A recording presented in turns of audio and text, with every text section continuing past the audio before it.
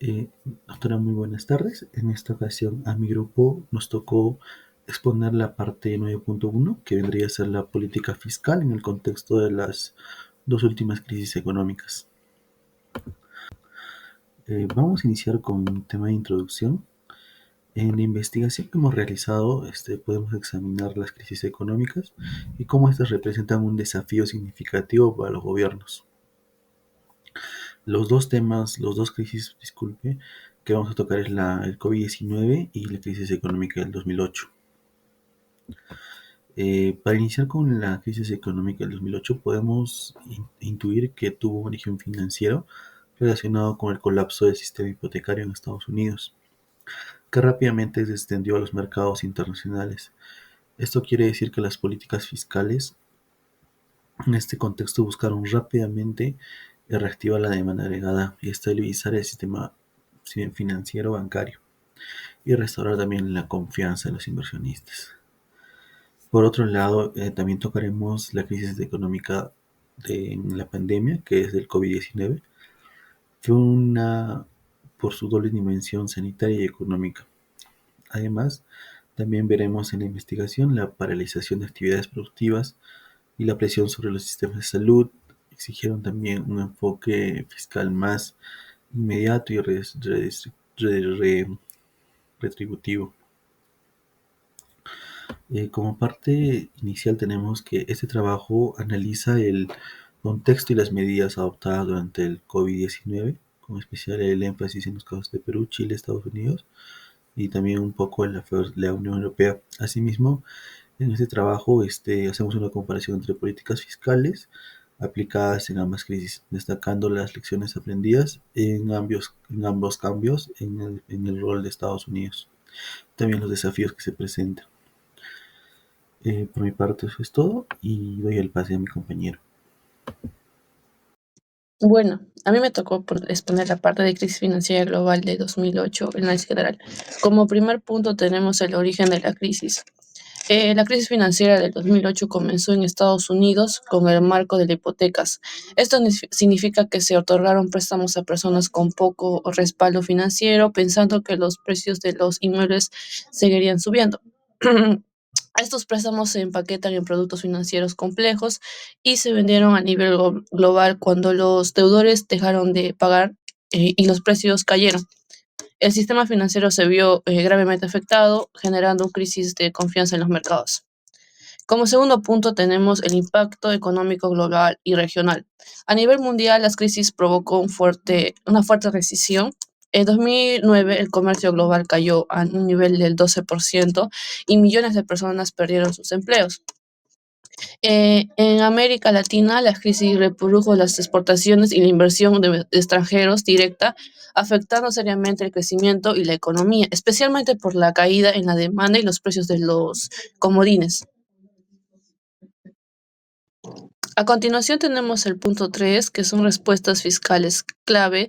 En Estados Unidos se aprobó un plan de estímulo llamado ARRA por más de 787 millones de dólares, que incluyó la inversión de infraestructura, apoyo social y recortes de impuestos. En Europa, Alemania aplicó políticas similares de gastos públicos, mientras que países como Grecia y España tuvieron problemas de deuda, lo que limitó su capacidad de respuesta. En Perú, el gobierno implementó un plan de estímulo equivalente de 3.5% del PBI, enfocado en infraestructuras, rebajas fiscales y apoyo social. Esta acción permitió que el país siguiera creciendo a pesar del contexto global. En el punto 4 tenemos la evaluación de resultados. Las respuestas fiscales permitieron evitar una recesión aún más profunda. En Estados Unidos, el plan ayudó a estabilizar la economía, aunque algunos lo consideraron insuficiente. En Europa, los recortes prematuros en ciertos países limitaron la recuperación. En cambio, en Perú, el plan fue efectivo y es considerado un ejemplo exitoso entre las economías emergentes. Eso sería todo y le doy paso a mi compañera. Mi nombre es Fabricio Andrés Solís Gaona y yo le voy a presentar el tema de la crisis del COVID-19, que fue única por tener doble impacto sanitario y económico. En el año 2020, el virus provocó una emergencia global que afectó de manera el sistema de salud como la economía. En América Latina llegó a finales de febrero y obligó a implementar medidas extremas como cuarentenas, fronteras para intentar contener esta pandemia. A mediados del mes de marzo llegó a Perú con el confinamiento, pero a la responsabilidad laboral y de la ciudadanía. Esto afectó a la salud pública, sino también a la economía familiar de millones de personas que vivían el día a día. Frente a esta crisis, los gobiernos tuvieron que actuar rápido con políticas fiscales expansivas. Esto quiere decir que aumentaron el gasto público para apoyar las zonas más vulnerables. Por ejemplo, en el Perú se dieron bonos y subsidios a los hogares y a los empleados formales. En Chile se abrió el 10% de la AFP y se otorgó cajas de alimentos, ¿no? Y en Estados Unidos se aprobó la ley CARES, American Rescue Plan, y en la Unión Europea se activó el programa como el PEP y el Plan Next Generation United Kingdom. En resumen, todos estos países consideraron reforzar el rol del Estado, invertir más en salud y proteger a la población con medidas de emergencia. Buenas tardes, profesora. Ahora voy a explicar la comparación entre dos grandes crisis que marcaron profundamente la economía global, lo que vendría a ser la crisis financiera del 2008 versus la crisis del COVID-19 en el 2020. Como primer punto tenemos las diferencias en el enfoque fiscal adoptado. En el año 2008, el enfoque fiscal, la mayoría de países aplicaron políticas tradicionales para reactivar la economía. Aquí se enfocaron en aumentar la inversión pública, reducir impuestos y apoyar a las empresas, especialmente para estabilizar el sistema financiero que estaba en riesgo. En cambio, en el 2020, durante la pandemia del COVID-19, el enfoque fue totalmente distinto, que aquí se dio prioridad a medidas más inmediatas y sociales como bonos, subsidios al empleo, inversión en salud y apoyo directo a las familias más afectadas, ¿no? Por ejemplo, en Perú, mientras en el 2009 el gobierno invirtió principalmente en infraestructura, en el 2020 se enfocó en transferencias monetarias, ¿no? Para los hogares y apoyo a los trabajadores informales.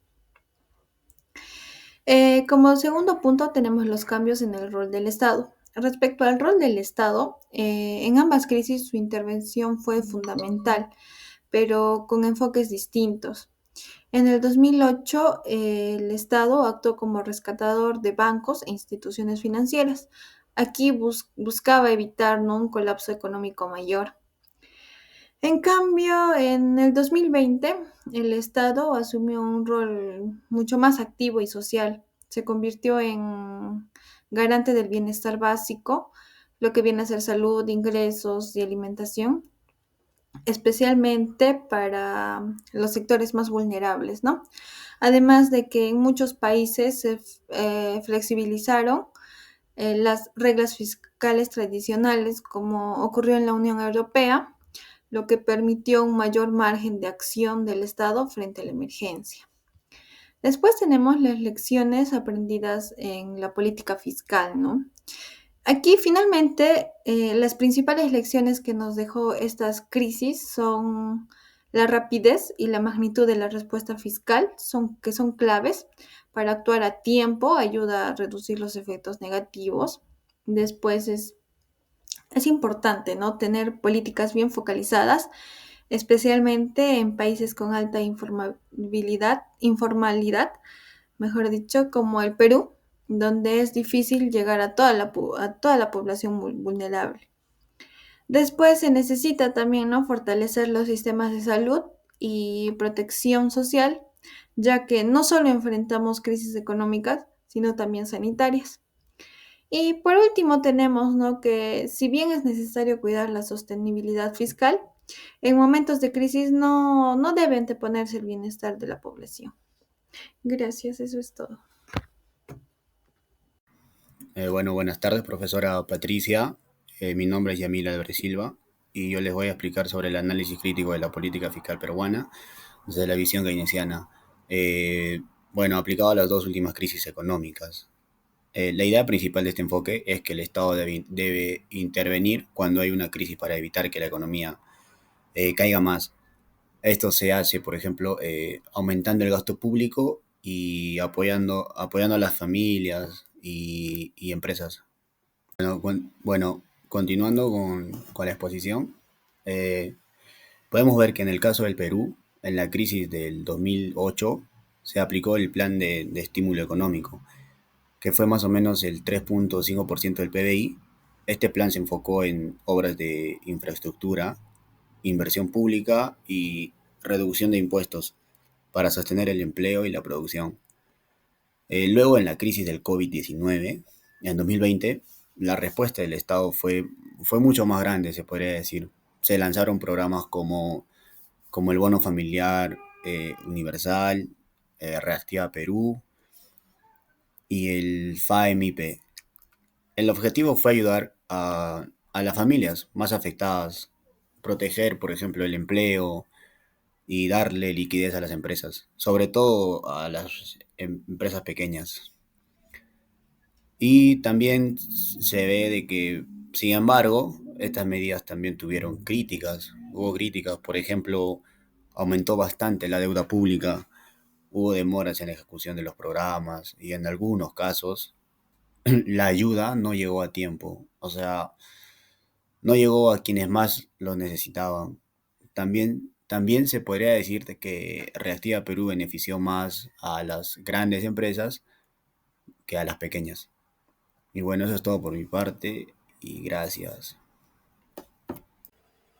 Buenas tardes, profesora Patricia. Mi nombre es Leonela Herrera Palaco. A continuación voy a presentar las conclusiones. Como primer punto, se ha podido comprobar que la política fiscal desempeñó un papel fundamental en ambas crisis, pero con enfoques distintos según la naturaleza de cada una. En el año 2008 la prioridad fue rescatar el sistema financiero y estimular la demanda mediante inversión en infraestructura y beneficios tributarios. En cambio, en 2020, frente a una crisis sanitaria y económica simultánea, los gobiernos optaron por un enfoque más social y redistributivo, priorizando transferencias directas, subsidios y fortalecimiento de los sistemas de salud. Como segundo punto, se identificó una evolución en el rol del Estado. Mientras que en 2008 la intervención fue más limitada y conservadora, en 2020 se asumió una postura mucho más activa, con presencia en áreas sociales, laborales y sanitarias. Esto refleja una mayor flexibilidad fiscal para atender necesidades urgentes de la población. Como tercer punto, al analizar ambas respuestas desde la teoría keynesiana, se concluye que este enfoque fue aplicado en ambas coyunturas, validando la idea de que en contextos recesivos es indispensable incrementar el gasto público para evitar una caída prolongada de la economía. Como cuarto punto, también se encontraron limitaciones importantes. Por ejemplo, en Perú se observó un incremento de la deuda pública y problemas en la focalización de las ayudas sociales. Además, programas como Reactiva Perú concentraron recursos en grandes empresas, dejando en desventaja a las micro y pequeñas empresas. Como quinto punto, en ambas crisis se desprendieron lecciones valiosas. La primera que podemos mencionar es la importancia de actuar de manera rápida y con suficiente escala fiscal. Otra sería la necesidad de fortalecer los sistemas de protección social y salud pública. Y una tercera sería la urgencia de contar con capacidades institucionales que permitan ejecutar eficazmente el gasto público. Bueno, y finalmente, se recomienda que los países, especialmente en América Latina, diseñen políticas fiscales contracíclicas previamente estructuradas que prioricen la inversión pública en sectores estratégicos como salud, educación e infraestructura social. Esto permitiría aumentar la resiliencia económica y reducir vulnerabilidades estructurales ante futuras crisis. Bueno, con esto concluye nuestra presentación. Muchas gracias.